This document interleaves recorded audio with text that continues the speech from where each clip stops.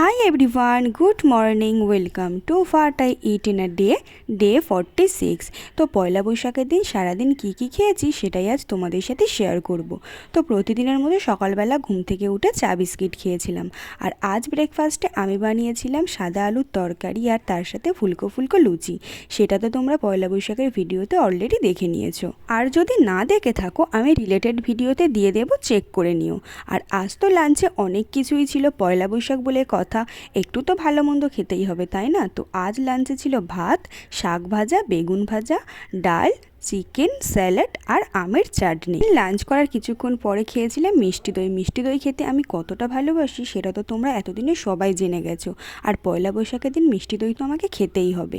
আর সন্ধ্যেবেলা খেয়েছিলাম শুধু চা, আজ আর বিস্কিট খেতে ইচ্ছে করেনি, যেহেতু দুপুরবেলা এত হেভি খেয়েছি তাই। আর আজ ডিনারে খেয়েছিলাম লুচি আর চিকেন, দেন একটু কোল্ড ড্রিঙ্কস খেয়েছিলাম। তো আজ ভিডিওটি এই পর্যন্ত। ভিডিওটি ভালো লাগলে একটা লাইক করে দিও। দেখা হচ্ছে নেক্সট ভিডিওতে। বাই বাই সবাইকে।